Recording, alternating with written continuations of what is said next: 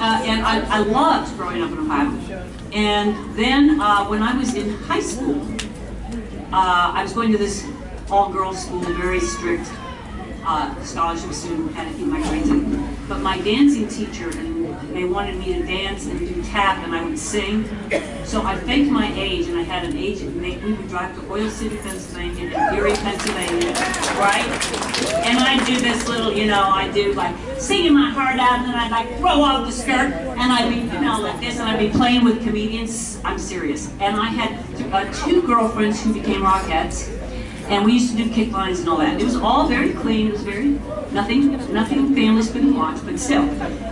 So I did that. And then, later, when I had come back from being in France, studying theater after I graduated from college, I'm giving you my whole bio.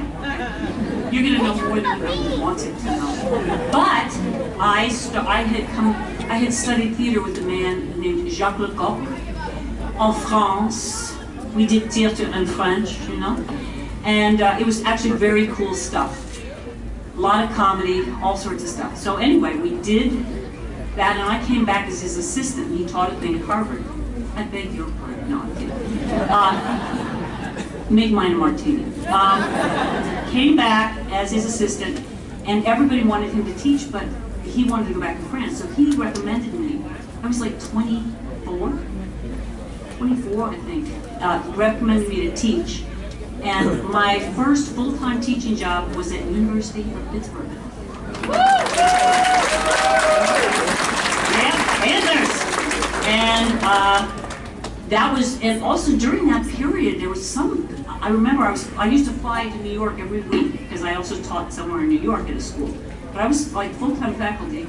I taught acting and movement for actors. I taught history of masks in theater. I think I taught some improvisation or directing. I directed some shows which I loved, and I loved my students.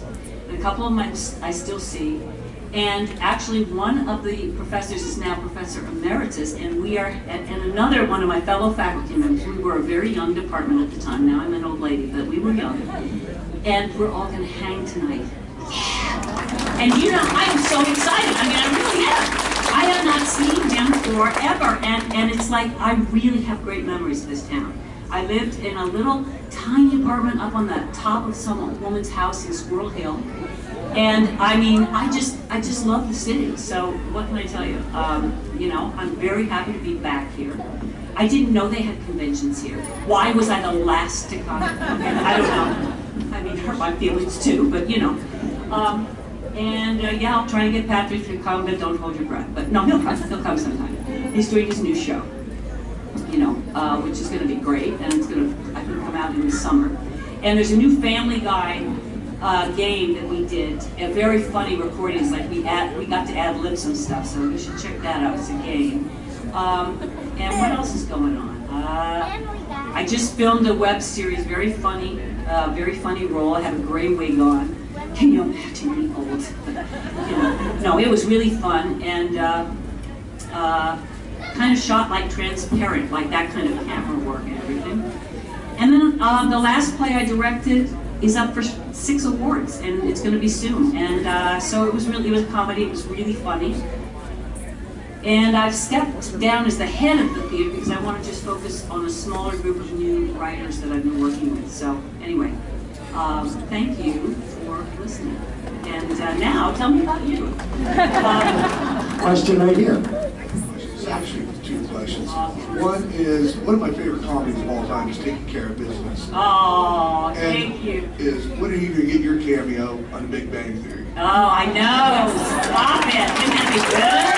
You might have to write in because, I mean, it could happen. I could be, I mean, really, because, you know, first of all, Will and I actually we do these funny tweets, and like I'm his, you know, space son, he's my space son, I'm his space mom, and I really do adore him, so it would be funny because we could do really nasty, I could be nasty, you know, I love it really good. I mean, I've been watching Star Trek for a really long time, but I only recently discovered your theater and dancing background. I actually saw behind the scenes scenes of the Labyrinth. Exactly, and because of that background, is that why they worked in the dancing scene with Data and the the theater where you were directing them in. Well, the theater thing, I know. I thought the theater thing was a bit absurd. I have to tell you. I mean, I was like, oh, come on. She's chief medical officer of the universe. She's teaching him how to tap dance, and then she has to take care of all those wigs in her spare time, and then she still does drama. I mean, let me just tell you, having run my own theater, there's no way she could save one patient. They would all be dead. All of them. Not one, okay? But the show must go on. That one I thought was pretty funny. But I did love the tap dance thing. And also, in the first season, they let me add little bits to the script, Big Goodbye. So I added, I can't remember which some of the bits were. I don't think the heel tripping, that was my bit, you know, where I tripped on that. The gum was in it, I think. But there were a bunch of other little bits that I added that I loved. And then day to day, they let me actually write a couple lines, and I did all those bits. And then I had a double for David. I mean, he could do, you know, he could do the tap, that part, but he couldn't do the fast thing. There was a guy who was a brilliant tap dancer who we cast. You know what, I'm more of an actor and director than I am a dancer, although I did tap toe, ballet, acrobat, modern jazz. I can ride a unicycle. I still can't. I have 2 unicycles. I can walk giant wooden balls, you know, those things. And I walked a tightrope. I did a lot of circus stuff growing up in Ohio because I had teachers. One was from the Ohio Ballet and the other one was from the circus. So, you know, we figured it out, right? And we used to have a piano teacher, Pauline, who played jazz in all these clubs, and she'd be there just cigarettes just dripping off of her thing. And we'd be in this low ceiling place. I swear, we'd be all, you know, we're lucky we're alive because she would just chain smoker, you know, but it was quite a great scene. I loved her. She was awesome. She'd like get angry when we screw up the steps sometimes. Anyway. We have a question right here. Okay. Hi, I'm just so happy to see you. I noticed that in season 2 you were gone, and then in season 3 you came back. Did you notice that? I was thinking I wasn't there either. I don't know where that year went. I was disappointed that you weren't there, and I was so happy to see you come back for season 3 and forward. And I really think you coming back was had a huge impact on the show, and even eventually the movies. Your return was huge for all the fans. Oh yeah. And I just wanted to ask, what brought you back? I hated to see you go, but what brought you back? I was really glad to see you. Well, the whole story was, as much as I know, because it was a surprise. I actually, since I've been like on faculties and stuff, I've been known to speak my mind. And I don't think I'm being, you know, a bitch, but I would say things like, hey, that's a little sexist, you know, or that's kind of racist. I mean, we had a couple episodes that I went, whoa, is that racist? And so I would sort of talk about stuff like that, you know, or I'd say like, well, if she's a single mom and she's also chief medical officer, she's raised this kid on her own, why is it every time he needs to have a really smart person to talk to him and philosophy and everything, he never talks to his mother, who's sort of trained him to be this brilliant. He always has to go talk to one of the guys. I said, you know, I get it that he needs a man in his life. No problem with that. No problem. But like one conversation where it's like something intelligent instead of, honey, I love you, don't worry, you know. So, I mean, it was, and so this one writer really disagreed with me. And so he said it's either her or me. So they fired me. And I was hugely popular at that time, actually. For a season, I was just really popular. And then I went and I did a play in New York, which I loved, called Emerald City. And it got great reviews. They were going to make a movie of it. And then they found out they had made the movie in Australia already the year before, so that didn't happen. But we did the play, and then I did Hunger Red October, which was a tiny part. But, you know, I was doing things. And then Patrick called me. Darling. How are you? What had happened was actually thousands of fans had written letters. That was one thing. And it made a difference because they saw that the fans really liked my character. And I was the last one in the cast to feel comfortable with fans. This is the truth. I had been stalked when I was younger. So I actually had a real fear of a public thing, right? I wanted my work to be appreciated, but I didn't want it confused with me. So I was like afraid to do conventions or anything. Honestly, this is the truth. So, and I was sort of standoffish. And it was out of fear, but people thought it was maybe out of something else. But when all these letters started happening, I was like blown away. They were so nice. People were actually telling me things that made it clear why they thought my character worked and stuff. And so I did my first convention that other year, and it made me cry. It was like amazing. And then Patrick, I just didn't go as well in chemistry. Diana Muldaur's a wonderful actress, we know that. I never saw her do the show. I didn't want to, that was going to be too weird. And Patrick was the first one to call me, then Rick Berman called me, and then Jean called me, and they all said, would you consider coming back? And it's funny because I said, I would consider coming back if it's exactly the same characters I signed on to do. And when I signed on, it was you are the love interest of Picard, you are the chief medical officer, the mother of Will Wheaton, you know, and she's a woman who really is going to be an example to women. And then it took like several years to get back to what the character was, because all the scripts they had were Pulaski, because they had sent out the word, we want Pulaski scripts. So it was, you know, with the wig and the whole thing, I came back and I was in a wig. I just felt the character was older suddenly, and it was a little bit different. And it wasn't until my last 2 years that they sort of let me have any love interest or something. You know, it was like, but it was such a wonderful, joyous ride to be in a show like that really spoke to so many people. And I mean, I have really been humbled. Every time I go to a convention, I'm amazed because there's so many people I meet who actually have the real courage. And I'm just someone who claimed that I had courage. So I'm quite humbled by that, and the things that people have to put up with in their own lives. It's like I've met several of the astronauts that I went to, Jim Weatherby I had met at Gene Roddenberry's, and he invited me, and I got a NASA clearance, and we emailed from the space station, which was a trip. I was like, oh my God, I'm emailing an astronaut up there. It was just so amazing, and I was going, why does the show mean so much to you? Because you guys do the real stuff. And he said, it just gives us that possibility that it is going to be okay, and it is going to work. And we know that the science really is happening. It's been happening for the last, 50 years. The cell phones, all of that stuff is happening. So it's been a really wonderful journey.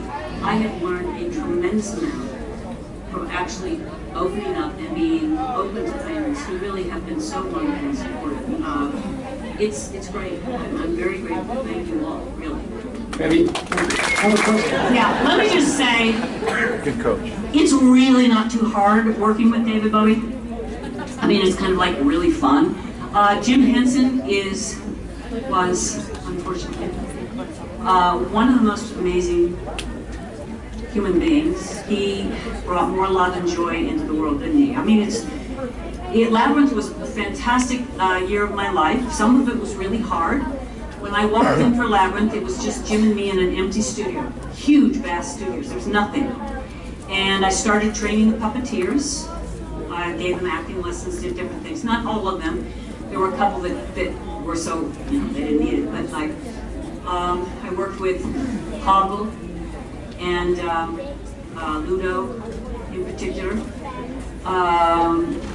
And then my favorite scene to work on, to be honest, was the ballroom scene. It really was. I got to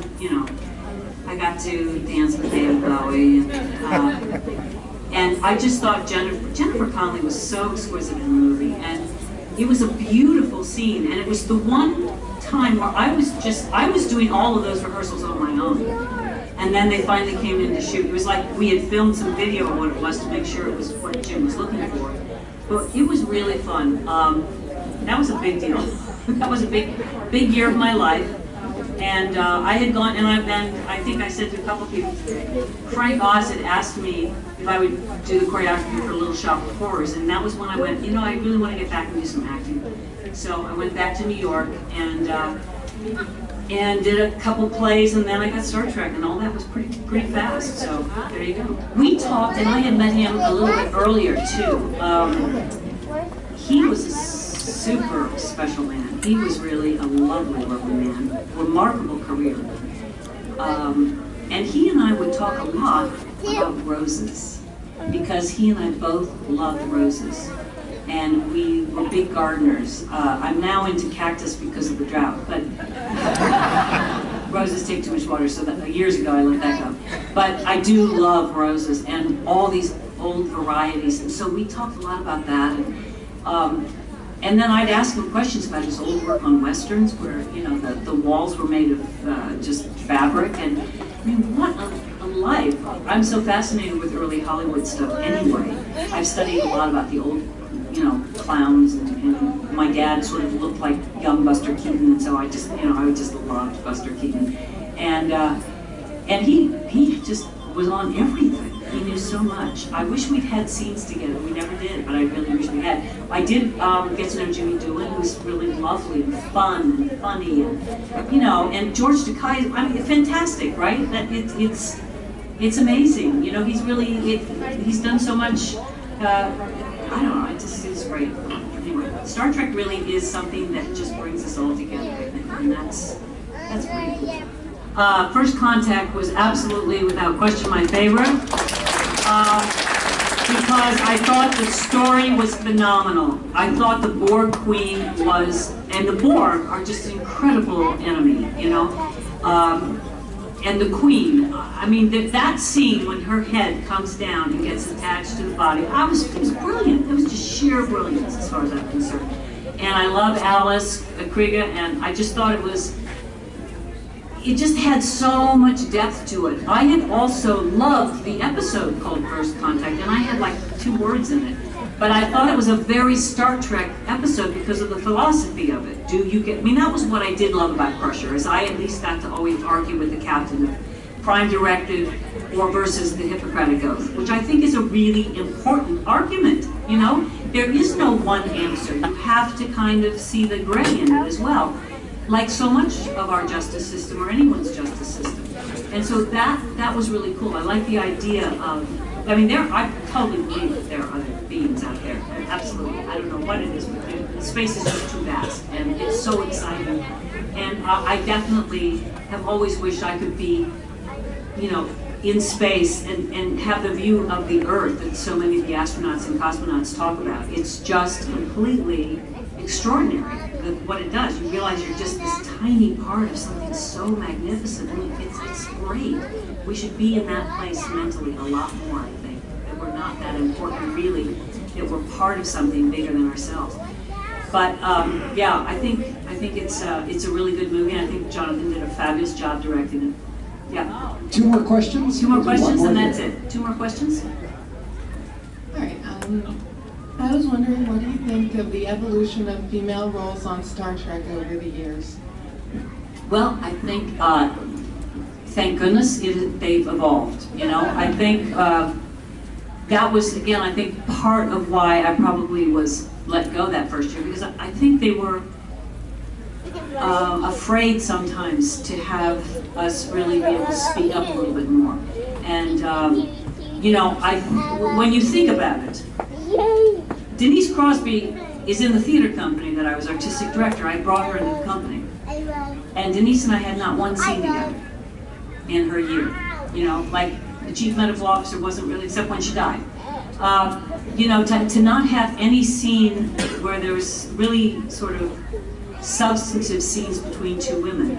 And when Troy and I had a scene, we might be working out, in leotards or something. I don't know. I think that they missed something where we could have had like the way Riker and Picard would, or where you're really having 2 viewpoints on something. It could have been really interesting.